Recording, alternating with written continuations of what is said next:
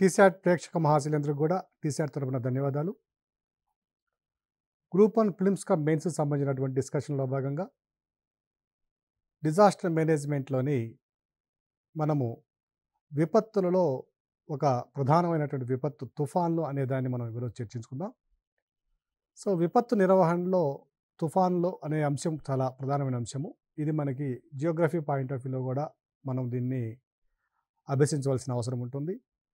So, ఈ తుఫాన్ అనే పదాన్ని కనుక మనం పరిశీలించినట్లయితే డిజాస్టర్ మేనేజ్మెంట్ ప్రకారము ఈ సైక్లోన్ అని దీన్ని వ్యవహరిస్తారు. సో, సైక్లోన్ అనేది ఒక గ్రీక్ వర్డ్ ఇది. సో, ఇది సైక్లాస్ అనే ఒక గ్రీక్ పదం నుంచి ఉద్భవించినటువంటి పదం ఇది. సైక్లాస్ అనే పదం నుంచి ఈ సైక్లోన్ అనే పదాన్ని మనం తీసుకోవడం జరిగింది.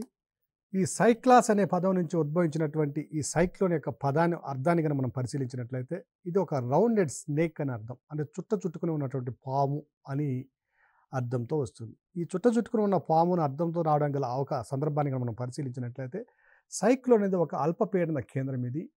సో, సాధారణంగా సముద్రం మీద ఏర్పడేటటువంటి అల్పపీడనం ఇది. ఈ అల్పపీడనం చుట్టూ ఉన్నటువంటి వాయురాశులు ఏవైతే ఉన్నాయో ఒక సర్కిలాకారంలో తిరుగుతూ ఈ అల్పపీడనాన్ని ఆక్రమించడానికి లేదా దాన్ని ఇన్వేట్ చేయడానికి మనకి వాయురాశులు అనేవి దాని చుట్టూ ఈ విధంగా తిరుగుతాయి. అది నార్దర్న్ హెమిస్ఫియర్లో అయితే కనుక యాంటీ క్లాక్ వైజ్లో తిరిగితే సదరన్ హెమిస్ఫియర్లో క్లాక్ వైజ్ డైరెక్షన్లో మనం తినడానికి అవకాశం ఉంటుంది. సో, ఈ నార్దర్న్ హెమిస్ఫియర్లో ఉన్నటువంటి ఈ హిందూ మహాసముద్రం ఇండియన్ ఓషన్ ఏదైతే ఉందో ఆ ప్రాంతంలో సంభవించేటటువంటి ఈ రకమైనటువంటి వర్షపాతాన్ని ఇచ్చేటువంటి అల్పపీడన కేంద్రాలు ఏమంటున్నామంటే సైక్లోన్స్గా లేదా తుఫాన్లుగా వ్యవహరిస్తున్నాం. వివిధ ప్రాంతాల్లో వివిధ పేర్లతో పిలువబడుతున్నాయి వీటిని. అవి అంశాన్ని మరలా ఒకసారి పరిశీలిద్దాం. ఈ సైక్లోన్ అనే పదాన్ని మొట్టమొదటిసారిగా ప్రయోగించిన వ్యక్తి ఎవరనే మనం పరిశీలించినట్లయితే హెన్రీ పెడ్డింగ్టన్ అనే ఆయన ఈ మొట్టమొదటిసారిగా ఈ సైక్లోన్ అనే పదాన్ని ఉపయోగించడం జరిగింది. ఇక ఈ సైక్లోన్స్ ఏర్పడడానికి తుఫాన్లు ఏర్పడడానికి అనువైన పరిస్థితులు ఏమిటి అనేది చాలా సందర్భాల్లో ఈ సివిల్స్ ప్రిలిమినరీ పాయింట్ ఆఫ్ వ్యూలో కానివ్వండి మెయిన్స్లో కూడా దీనికి సంబంధించినటువంటి ప్రశ్న ఇవ్వడం జరిగింది. ఒకసారి గతంలో మనం కనుక పరిశీలించినట్లయితే 2017 లేదా 18 సంవత్సరం సివిల్స్ మెయిన్స్లో జియోగ్రఫీలో ఇచ్చినటువంటి ప్రశ్నను కనుక మనం పరిశీలించినట్లయితే most of the cyclones are found in the Caribbean sea, gulf of Mexico and bay of Bengal explain అని అనడం జరిగింది. అంటే అధిక భాగంలో ఏర్పడే సైక్లోన్ అన్నీ కూడా ఈ ప్రాంతాల్లో ఏర్పడుతున్నాయి. ఇది చైనా సముద్రము, గల్ఫ్ ఆఫ్ మెక్సికో, అలాగే కరీబియన్ సముద్రము, మన బే ఆఫ్ బెంగాల్ బంగాళాఖాతాలు ఏర్పడుతున్నాయి. దీనికి గల కారణాలు పరిశీలించండి అన్నప్పుడు మనం తప్పనిసరిగా ఈ సైక్లోన్స్ ఆవిర్భవించడానికి అవసరమైన కారణాలను కూడా మనము అర్థం చేసుకోవాల్సిన పరిస్థితి ఉన్నది. సో, మొట్టమొదట మనం కనుక పరిశీలించినట్లయితే తుఫాన్లు ఆవిర్భించడానికి ఒక ప్రధాన కారణం ఏమిటంటే మనకు ఉండవలసిన అనుకూలమైన పరిస్థితి ఏమిటంటే సముద్ర ఉపరితల జలాల ఉష్ణోగ్రత 26 డిగ్రీల సెంటీగ్రేడ్ల కంటే అధికంగా ఉండాలి. సో, ఇటువంటి పరిస్థితులు మనము బే ఆఫ్ బెంగాల్లోను అరేబియన్ సీలో కూడా మనం చూడవచ్చు. సో, అదొక ప్రధాన కారణము. అలాగే మనకి హై రిలేటివ్ హ్యూమిడిటీ ఉండాల్సిన అవసరం కూడా ఉంది. అంటే గాలిలో నీటి ఆవిరి పరిమాణము దాదాపు ఒక 5 నుంచి 6 కిలోమీటర్ల వరకు అధికంగా నీటి ఆవిరి పరిమాణం కూడా ఉండాలి. ఈ నీటి ఆవిరి పరిమాణం ఎప్పుడు వస్తుందంటే మనకి అధికంగా ఉష్ణరాశి అంటే సూర్యరశ్మి నుంచి వచ్చేటువంటి ఉష్ణశక్తి వేసవి కాలాల్లో అధికంగా ఉంటుంది కాబట్టి ఆ సందర్భంలో మనకి అధిక ఉష్ణశక్తి ద్వారా నీరు ఆవిరిగా మారడానికి అవసరమైనటువంటి గుప్తోష్ణం మనకు లభిస్తుంది కాబట్టి లేటెంట్ హీట్ ఇది ఆ సందర్భంలో అధికంగా ఉండడానికి అవకాశం ఉంటుంది. అలాగే మరొక అంశాన్ని కనుక మనం చూసినట్లయితే వాతావరణంలో ఒక ఇన్స్టెబిలిటీ ఉండాలి. అంటే ఒక స్థిరత్వం లేనటువంటి పరిస్థితి ఉండాలి, అస్థిరత ఉండాలి. So, instability in order to encourage the massive vertical cumulus clouds అంటారు దీన్ని. సో, ఈ వాతావరణంలో ఉన్నటువంటి ఈ మనకి అనిశ్చితి ఏదైతే ఉంటుందో ఆ అనిశ్చితి దేనివల్ల వస్తుందంటే ప్రెజర్ డిఫరెన్స్ వల్ల వస్తుంది. ఒక ప్రాంతంలో హై ప్రెజర్ ఉండొచ్చు, ఒక ప్రాంతంలో లో ప్రెజర్ ఉండొచ్చు. సో, ఈ హై ప్రెజర్ నుంచి లో ప్రెజర్కి లేదా కింద హై ప్రెజర్ ఉండిచ్చి పైన లో ప్రెజర్ కూడా ఉండడానికి అవకాశం ఉంటుంది. అంటే అప్పర్ ట్రోపోస్ఫియర్లో లేదా మిడిల్ ట్రోపోస్ఫియర్లో, లోయర్ ట్రోపోస్ఫియర్లో హై ప్రెజర్ ఉండడానికి కూడా అవకాశం ఉంటుంది. ఇలా ప్రెజర్ డిఫరెన్స్ ఉన్నప్పుడు హై ప్రెజర్ నుంచి లో ప్రెజర్కి ఎయిర్ మాసెస్ మూవ్ అయ్యే సందర్భంలో వాయురాశులు ప్రయాణించే సందర్భంలో ఒక వాతావరణంలో అస్థిరత అనేది ఏర్పడుతుంది. ఈ అస్థిరత ఏర్పడడానికి కూడా కారణం ఏంటంటే పైకి వెళ్ళే క్రమంలో ఈ క్రింద ఉన్నటువంటి నీటి ఆవిరిలో దాగి ఉన్నటువంటి గుప్తోష్ణం ఏదైతే ఉందో లేటెంట్ హీటు అది ఇక్కడ రిలీజ్ చేయడం వల్ల ఈ గుప్తోష్ణం మళ్ళీ పైన ఉన్న వాయురాశులు వేడి చేయడం వల్ల సో, ఈ విధంగా ఒక అస్థిరత గుప్తోష్ణం అధికంగా విడుదల కావడం, వాయురాశులు మరలా వేడెక్కడం, మరలా పైకి వెళ్ళడం, సో లో ప్రెజర్ పెరుగుతూ పోవడం ఇవన్నీ కూడా జియోగ్రఫీలో మనం అనేక సందర్భాల్లో చర్చించున్నాము. అందువల్ల ఇది కొంచెం ఫాస్ట్గా చెప్పడం జరుగుతుంది. సో, ఈ విధంగా గుప్తోష్ణాల్లో వచ్చినటువంటి వ్యత్యాసాలు, పీడన వ్యత్యాసాల వల్ల మనకి ఈ వాతావరణంలో అస్థిరత అనేది ఉండడం వల్ల మనకి ఈ సైక్లోన్స్ ఏర్పడడానికి అవకాశం ఉంది.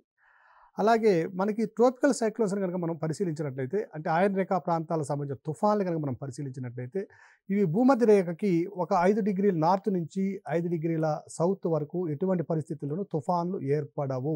అనేక సందర్భాల్లో ఈ ప్రశ్న రావడం జరిగింది. సో, భూమధ్య రేఖా ప్రాంతంలో తుఫాన్లు ఏర్పడడానికి అవకాశమే లేనే లేదు. ఎందువల్ల అంటే తుఫాన్లు ఏర్పడాలంటే ఈ వాయురాశులు ఈ విధంగా చక్రాల మాదిరి అంటే సర్పిలాకారంలో స్ప్రింగ్ షేప్‌లో ఇవి తిరగాల్సిన అవసరం ఉంది. ఇలా తిరగాలి అంటే ఆ పైకి లేచిన వాయురాశులు ఏవైతే ఉన్నాయో వాటిని డిఫ్లెక్ట్ చేయగల బలం ఉండాలి. ఆ బలాన్ని ఏమంటున్నామంటే కొరియాలిస్ బలం అనేది ఉండాలి అనేది మనం పవన వ్యవస్థలో మనం ఇంతకుముందు అబ్జర్వ్ చేస్తున్నాం. సో, ఈ కొరియాలిస్ బలం అనేది ఈ భూమధ్య రేఖా ప్రాంతంలో 0. కొరియాలిస్ బలం సివి Coriolis force 2v omega sine phi అని చర్చించాం. ఇక్కడ సైన్ ఫైలో ఫై అనేది లాటిట్యూడ్ని సూచిస్తుంది. ఇక్కడ 0 డిగ్రీస్ కాబట్టి సైన్ 0 కాబట్టి వాల్యూ ఇక్కడ కొరియాలిస్ బలం అనేది అసలు శూన్యంగా ఉంటుంది.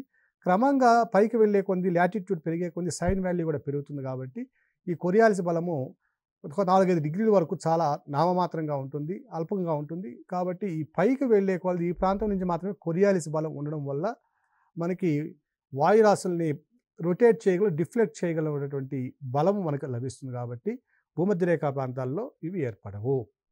ఈ ఆయన రేఖ తుఫాన్లు అనేవి ఏ మండలాల్లో ఏర్పడతాయంటే 5 నుంచి 20 డిగ్రీల ఉత్తర అక్షాంశాలు దక్షిణ అక్షాంశాల మధ్య ఏర్పడితే బలంగా ఎక్కడ ఉంటున్నాయి అంటే 9 నుంచి 16 డిగ్రీలు లేదా 17 డిగ్రీల ఉత్తర అక్షాంశాల మధ్య బలమైనటువంటి తుఫాన్లు ఏర్పడడానికి అవకాశం ఉంది. అది కూడా భారతదేశంలోనే తుఫాన్లు ఎక్కువగా ఏర్పడడానికి కూడా అవకాశం ఉంది. దీనికి గల కారణం ఏంటంటే భారత భౌగోళికంగా ఉన్నటువంటి రూపము, అలాగే భారతదేశ భౌగోళికంగా ఉన్నటువంటి దిగువన ఉన్నటువంటి విశాలమైనటువంటి హిందూ మహాసముద్రం, ఈ 2 కూడా ప్రధాన కారణాలు మనం గమనించాలి.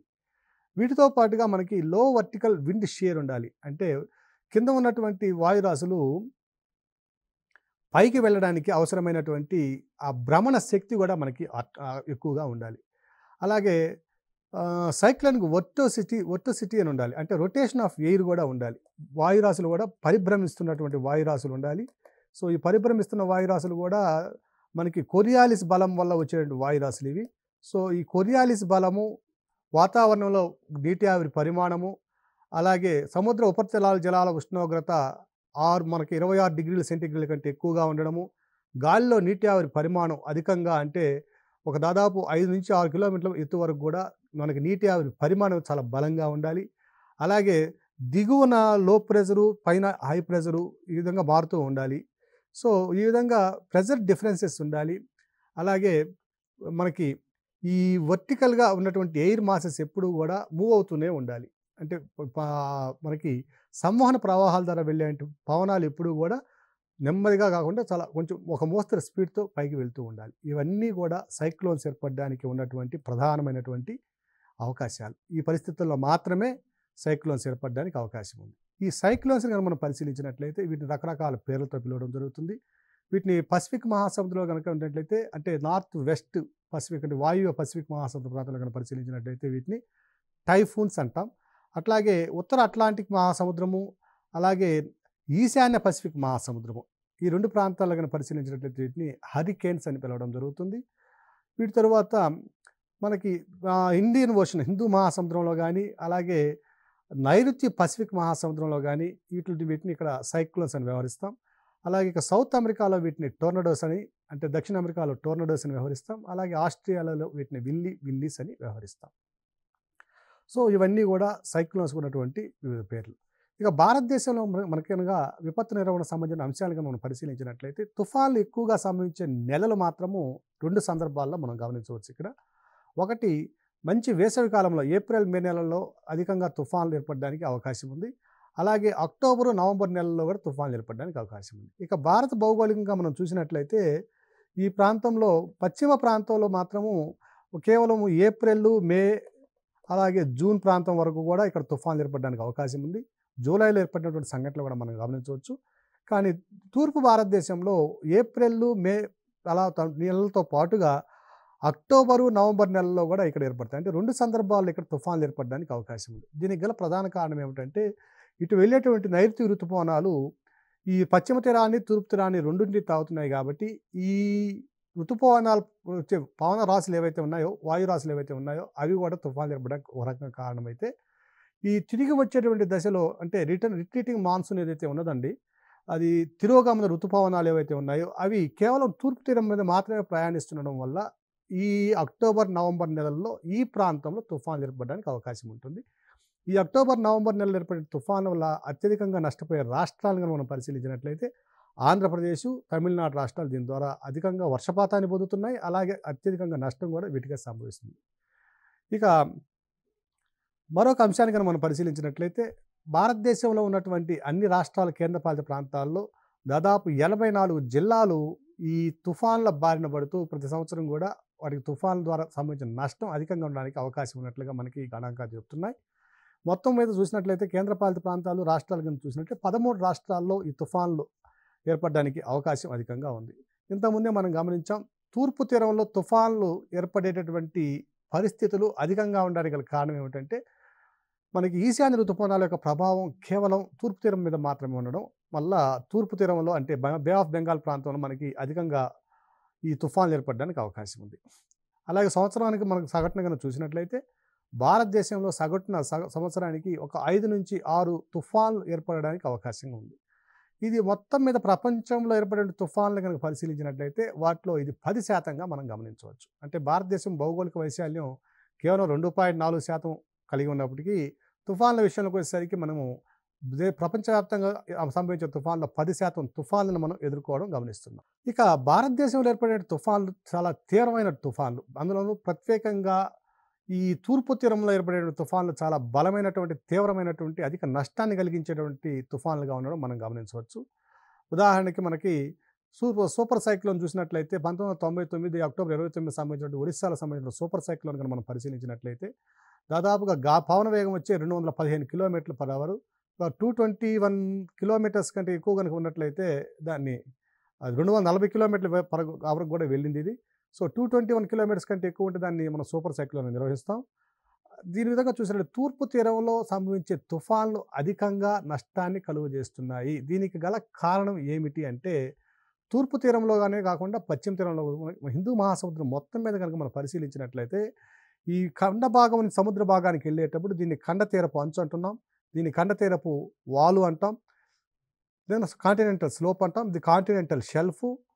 సో కాంటినెంటల్ షెల్ఫ్ ఇది ఖండ తీరపు అంచు అంటాం, దీన్ని కాంటినెంటల్ స్లోప్ అంటాం, దాని తర్వాత కాంటినెంటల్ రైజ్ అంటాం, అంటే ఖండ తీరపు వాల్లో వచ్చినటువంటి ఎత్తు ఉన్నతి. తర్వాత దీని కింద ఉన్నది ఇంత కూడా అబిస్సల్ ప్లేన్ అంటాం, సముద్ర అగాధ ప్రాంతము. సో ఈ కాంటినెంటల్ షెల్ఫ్, కాంటినెంటల్ స్లోప్ ఏవైతే ఉన్నాయో అవి తక్కువ దూరంలో విస్తరించి ఉండడం. సో ఫలితంగా ఈ తుఫాన్ల యొక్క ప్రభావం ఈ సముద్రం మీద ఉన్నప్పుడు ఈ యొక్క అలల తాకిడి కానివ్వండి, వాటి ద్వారా వచ్చిన వాయువు యొక్క ప్రవాహం కానివ్వండి చాలా అధికంగా ఉంటుంది. అదే కాంటినెంటల్ స్లోప్ కనుక ఎక్కువ ఉన్నట్లయితే, కాంటినెంటల్ షెల్ఫ్ కూడా ఎక్కువ ఉన్నట్లయితే మనకి ఈ తుఫాన్ల యొక్క ప్రభావం అంతగా ఉండదు. సో ఈ తుఫాన్ల ద్వారా భారతదేశంలో అధికంగా నష్టం సంభవించడానికి గల కారణం ఏమిటి అన్నప్పుడు మనం 2 కారణాలు చూసుకోవాలి. సముద్రంలో ఉన్నటువంటి ఖండ తీరపు అంచు మరియు ఖండ తీరపు వాలు తక్కువ దూరంలో విస్తరించి ఉండడం. సో దీనివల్ల, అలాగే దీని ద్వారా సంభవించిన నష్టం అధికంగా ఉండడానికి గల కారణం ఏమిటి అనే అంశాన్ని మనం పరిశీలించినట్లయితే, నష్టం అధికంగా ఉండడానికి గల కారణం కోస్తా ప్రాంతాల్లోనే ప్రజలు తమ ఆవాసాలను అధికంగా ఏర్పరచుకోవడం, అలాగే ఎగువ నుంచి వచ్చే నదులన్నీ కూడా కోస్తా తీర ప్రాంతం వెంబడి సముద్రాల్లో కలవడం, ఫలితంగా వరదలకు గురి కావడం, ఆ తుఫాన్ ద్వారా వచ్చే నష్టంతో పాటు వరదలు కూడా ఏర్పడడం వల్ల మనకి ఈ క్యుములేటివ్ ఎఫెక్ట్ వల్ల అధికంగా నష్టం కలిగి ఉంటుంది. అంటే అధికంగా జనాభా చనిపోవడానికి కానివ్వండి, జనాభా ప్రభావితం అవ్వడానికి కానివ్వండి, పంట నష్టం జరగడానికి, అలాగే మనకి పర్యావరణ పరంగా అనేక ఇబ్బందులు ఎదుర్కోవడానికి కూడా అది ప్రధాన కారణం ఏమిటంటే, ఈ జనసాంద్రత అధికంగా ఉండడం అనేది మన అంశాన్ని మనం గమనించాలి. ఇక తుఫాన్లని వాటి యొక్క వేగాన్ని బట్టి, అంటే పవన వేగాన్ని బట్టి వర్గీకరించడం జరుగుతుంది. సో వీటిని దాదాపుగా మనము 7 రకాలుగా వర్గీకరించుకొని ఉన్నాం. సో ఇది మొట్టమొదటి తుఫాన్ ఏర్పడేటప్పుడు ఒక అల్పపీడనం మాదిరి ఏర్పడుతుంది. ఈ అల్పపీడనం చుట్టూ ఉన్నటువంటి అధిక వాయురాశులు, ఇది అల్పపీడనం కనుక అయితే, లో ప్రెజర్ అయితే, దీని చుట్టూ ఉన్నటువంటి వాయురాశులు ఈ అల్పపీడనాన్ని ఆక్రమించడం కోసం వేగంగా ప్రయాణిస్తూ ఉంటాయి. సో అల్పపీడనంగా ఉన్నప్పుడు పవనం యొక్క వాయురాశి 31 కిలోమీటర్ల కంటే తక్కువగా ఉంటుంది గంటకు. దీన్ని అల్పపీడనం అంటాం, లో ప్రెజర్ అంటాం. తర్వాత పవన వేగం గనక 31 కిలోమీటర్ల కంటే ఎక్కువ, 49 కిలోమీటర్ల కంటే తక్కువ గంటకు గనక ఉన్నట్లయితే అది అల్పపీడనం కాస్త వాయుగుండంగా మారింది అని వ్యవహరిస్తాం. సో, దీన్నే డిప్రెషన్ అని వ్యవహరిస్తాం మనము. అలాగే 49-61 కిలోమీటర్ల అంటే మధ్యలో గనక పవన వేగం గనక ఉన్నట్లయితే ఇది డీప్ డిప్రెషన్ అంటే తీవ్ర వాయుగుండం ఏర్పడింది. అల్పపీడనం తీవ్ర వాయుగుండంగా మారింది అనే ఒక వర్డ్‌ని మనం టీవీల్లోను, న్యూస్‌లోను మనం వినడం గమనించవచ్చు. సో, ఎప్పుడైతే తీవ్ర వాయుగుండంగా మారింది అన్నాడో వెంటనే ఇక అది సైక్లోన్‌గా మారిపోవడానికి 99% అధిక అవకాశం ఉంటుంది. సో, ఈ సందర్భంలో పవన వేగం కూడా నెమ్మదిగా పెరుగుతూ వచ్చి 61-88 కిలోమీటర్ల మధ్యలో గనక ఈ విండ్ స్పీడ్ గనక ఉన్నట్లయితే పర్ అవర్ గనక ఉన్నట్లయితే దీన్ని సైక్లోనిక్ స్టార్మ్ అంటాం. అంటే తుఫాను అని వ్యవహరిస్తాం మనం. సో, ఈ యొక్క పవన వేగం నెమ్మదిగా అంటే ఈ సైక్లోనిక్ స్టార్మ్ ఇంకా బలపడుతూ వచ్చి అల్పపీడనం ఇంకా బాగా అభివృద్ధి చెందుతూ వస్తే ఇంకా పవన వేగం పెరుగుతూ ఉంటుంది. పీడన వ్యత్యాసం ఎక్కువ అవుతుంది కాబట్టి పవన వేగం పెరుగుతుంది. అటువంటి సందర్భంలో పవన వేగం గనక అంటే గాలి వేగం గనక మనకు 88-117 కిలోమీటర్ల వరకు గనక ఉన్నట్లయితే దాన్ని సివియర్ సైక్లోనిక్ స్టార్మ్ అని వ్యవహరిస్తాం. చాలా తీవ్రమైనటువంటి తుఫానుగా మారింది అని వ్యవహరిస్తాం. అలాగే 115-220 కిలోమీటర్ల పర్ అవర్ గనక ఉన్నట్లయితే ఈ సందర్భాన్ని వెరీ సివియర్ సైక్లోనిక్ స్టార్మ్ అంటే చాలా తీవ్రమైన అత్యంత తీవ్రమైనటువంటి తుఫానుగా మనం వ్యవహరిస్తాం. ఎప్పుడైతే పవన వేగము 221 కిలోమీటర్ల పర్ అవర్‌గా మారిందో, దానికంటే ఎక్కువయిందో దాన్ని సూపర్ సైక్లోన్ అని వ్యవహరిస్తాం. సో, సూపర్ సైక్లోన్ అని అన్నప్పుడు పవన యొక్క వేగం ఎంత ఉంటుందంటే గంటకు 221 కిలోమీటర్ల పర్ అవర్ కంటే కూడా ఎక్కువగా ఉన్నటువంటి సందర్భాన్ని మనం ఇక్కడ గమనించాలి. ఇక భారతదేశంలో మనకి తుఫాను సంభవించినప్పుడు ఎటువంటి ఉపశమన చర్యలు తీసుకుంటున్నారు అనే అంశాన్ని కనుక మనం పరిశీలించినట్లయితే మనం తెలుసుకోవాల్సింది national cyclone risk mitigation project అనే ఒక ప్రాజెక్ట్ని మనకి ప్రారంభించడం జరిగింది. అంటే జాతీయ తుఫాను తుఫాను అపాయ ఉపశమన ప్రాజెక్టు అనే దానికి మనం పరిశీలించినట్లయితే ఈ ప్రాజెక్టు యొక్క ప్రధాన ఉద్దేశం ఏమిటంటే కోస్తా తీర ప్రాంతాలు అధికంగా తుఫాను వల్ల నష్టపోతున్నాయి కాబట్టి ఆ ప్రాంతాల్లో కొంచెం పటిష్టమైనటువంటి వ్యవస్థీకృతమైనటువంటి చర్యలను మనము తీసుకోవాలి. అందులో భాగంగా ఏమంటే మనకి నదుల వెంబడి ఉన్నటువంటి గట్లను వరదలకు గురి కానకుండా కాపాడుకోవడం, నదీ తీరం వెంబడి నదీ గట్ల వెంబడి ఉన్నటువంటి అక్రమ కట్టడాలని నివారించడం, అలాగే వ్యర్థాలను ప్లాస్టిక్ వ్యర్థాలు కానివ్వండి, ఘన వ్యర్థాలు కానివ్వండి వీలైనంత తగ్గించడానికి ప్రయత్నించడం. ఇదే సందర్భంలో నదులకు గండ్లు పడే ప్రాంతాల్లో ఉన్నటువంటి ఆ ప్రాంతాల్లో నదీ కట్టలను పటిష్టం చేయడం, డ్రైనేజ్ వ్యవస్థ ఏదైతే ఉందో వర్షం వచ్చినప్పుడు వెంటనే ఆ నీరంతా కూడా సమీప సముద్ర ప్రాంతంలోకి వచ్చే విధంగా ఈ కాలువల వ్యవస్థను కానివ్వండి, లేదా ఉపకాలువల వ్యవస్థను కానివ్వండి, డ్రైనేజ్ సిస్టమ్ని బాగా పూర్తి స్థాయిలో అభివృద్ధి చేయడం. అలాగే ఏదైనా విపత్తు సంభవించినప్పుడు ఆయా ప్రాంతాల్లో ఉన్నటువంటి ప్రజల యొక్క పునరావాసానికి సంబంధించినటువంటి అంశాల పరంగా ప్రతి మండలానికో ప్రతి జిల్లాకో లేదంటే ఆయా భౌగోళిక ప్రాంతాలను అనుసరించి విధిగా తప్పనిసరిగా ఒక భవనాల నిర్మాణం చేయడం, అంటే పునరావాస భవనాల నిర్మాణం చేయడం, ఇవన్నీ కూడా ఈ ప్రాజెక్ట్ కింద మనం నిర్వహిస్తూ వచ్చాం. ఈ జాతీయ విపత్తు నిర్వహణ చట్టం ఎప్పటి నుంచి అయితే అమల్లోకి వచ్చిందో అప్పటి నుంచి ఈ ప్రాజెక్ట్ని 2006 నుంచి ఈ జాతీయ విపత్తు నిర్వహణ అథారిటీకి ఈ ప్రాజెక్ట్ని మనం బదిలీ చేయడం జరిగింది. ఇక మరొక స్కీమ్ని కనుక మనం పరిశీలించినట్లయితే integrated coastal zone management project, సమీకృత కోస్తా తీర నిర్వహణ ప్రాజెక్ట్ ఇది. సో, ఈ సమగ్రమైనటువంటి ఈ తీర చట్టం యొక్క ఆచరణ మన ఉద్దేశం కనుక మనం పరిశీలించినట్లయితే ప్రభుత్వానికి సహాయం చేసేందుకు అవసరమైనటువంటి సామర్థ్యం కలిగిన వ్యవస్థల్ని ఇక్కడ సృష్టించుకోవడం ఈ యొక్క ప్రధానంగా మనం గమనించవచ్చు. సో, అవసరమైన జాతీయ సామర్థ్య నిర్మాణంతో భారత ప్రభుత్వానికి సహాయం చేసేందుకు అవసరమైనటువంటి వ్యవస్థల్ని సృష్టించుకోవడం ఇది యొక్క ప్రధాన ఉద్దేశం. ఈ కోస్టల్ జోన్ మేనేజ్మెంట్ ప్రాజెక్ట్ కింద తుఫానులు ఏర్పడినప్పుడు లేదా సంభవించే అవకాశం ఉన్నప్పుడు మనకి హెచ్చరికలు జారీ చేయడం జరుగుతుంది. సో, ఈ హెచ్చరికలను 4 దశల్లో జారీ చేస్తారు. మొదటి దశలో మనం కనుక చూసినట్లయితే సముద్రంలో ఎప్పుడైతే అల్పపీడనం ఏర్పడిందో అల్పపీడనం నుంచి సైక్లోన్గా మారే స్థితి అంటే తీవ్ర వాయుగుండంగా నుంచి మనకి తుఫానుగా మారే అవకాశం ఉన్నటువంటి పరిస్థితుల్లో మొదటి దశలో ఉన్నటువంటి హెచ్చరికలను జారీ చేయడం జరుగుతుంది. ఇక రెండవ దశ కనుక మనం పరిశీలించినట్లయితే ఇది తుఫాను దాదాపుగా ఏర్పడింది అనే పరిస్థితిని తుఫాను ఏర్పడింది అనే పరిస్థితుల్లో జారీ చేయడం జరుగుతుంది. ఇక దీని తీరం వెంబడి ఈ తుఫాను యొక్క ప్రభావం తీరం వెంబడి మనకి తుఫాను సంభవించడానికి అవకాశం ఉన్న 48 గంటల ముందు నుంచి ఈ రెండవ దశ హెచ్చరికని మనకి విడుదల చేస్తారు. ఇక మూడవ దశలో కనుక మనం చూసినట్లయితే రాబోయే 24 గంటల్లో తప్పనిసరిగా తుఫాను తీరాన్ని తాకుతుంది అనే అంశాన్ని మనం కనుక దృఢీకరించుకున్న తర్వాత ఈ మూడవ దశలో ఉన్నటువంటి తుఫాను హెచ్చరికను విడుదల చేస్తే ఈ మూడవ దశలో ప్రతి గంటకు ఒకసారి ఈ తుఫానికి సంబంధించినటువంటి బులెటిన్స్ని న్యూస్ని విడుదల చేయడం జరుగుతుంది. ఇక నాలుగవ దశ అని కనుక మనం పరిశీలించినట్లయితే 12 గంటల్లో తుఫాను తీరాన్ని తాగుతుంది అనే అంశాన్ని మనం పరిగణలో తీసుకుని అప్పుడు ఈ హెచ్చరికలను జారీ చేయడం మనం గమనించవచ్చు.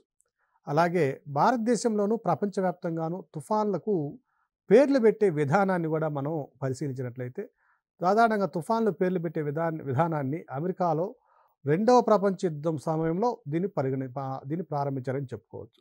అలాగే అమెరికాకు చెందినటువంటి నేషనల్ హరికేన్ సెంటర్ మొట్టమొదటిసారిగా తుఫాన్ల నామకరణ విధానాన్ని ప్రారంభించింది. ఇందులో మొదటి సంవత్సరం వచ్చేటువంటి తుఫాన్ ఏతోనూ, ఆ తర్వాత వచ్చే సంవత్సరాన్ని బీతోనూ ప్రారంభించే విధంగా, ఆ తర్వాత సి లెటర్తో ప్రారంభించే పదంతోనూ ఈ విధంగా మనకి తుఫాన్ల విధానాన్ని మనకి నామకరణ విధానాన్ని ఈ అమెరికాలో ఉన్నటువంటి నేషనల్ హరికేన్ సెంటర్ ప్రారంభిస్తే ఇందులో క్యూ మరియు యు అనే అక్షరాలను వాడకుండా మిగిలిన అక్షరాలను వాడుకలో తీసుకురావడం జరిగింది. అలాగే హిందూ మహాసముద్రంలో తుఫాన్లు పేరు పెట్టే విధానాన్ని కనుక పరిశీలించినట్లయితే ఇది సెప్టెంబర్ 2000లో ప్రవేశపెట్టారు. ఈ తుఫాన్ల నామకరణం నేమింగ్ ఆఫ్ సైక్లోన్స్ అనేది మనకి 2000 సంవత్సరంలో జరిగినటువంటి ఒక సమావేశంలో ఈ నిర్ణయం జరిగింది. ఇది ఒమన్లో ఉండే మస్కట్లో జరిగిన సమావేశము.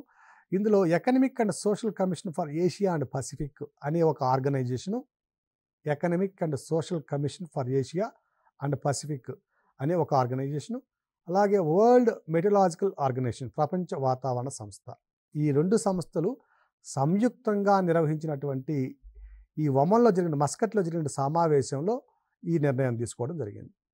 అలాగే ఈ నిర్ణయంలో మనకి తుఫాన్లు నామకరణం చేయడం నిర్ణయంలో మొట్టమొదటిగా ఉన్నటువంటి సభ్య దేశాలు కనుక మనం పరిశీలించినట్లయితే ఇందులో బంగ్లాదేశు, ఇండియా, మయన్మారు, మాల్దీవులు, శ్రీలంక, థాయిలాండ్, పాకిస్తాన్ దేశాలు ఇందులో ఉన్నట్టుగా మనం గమనించాలి.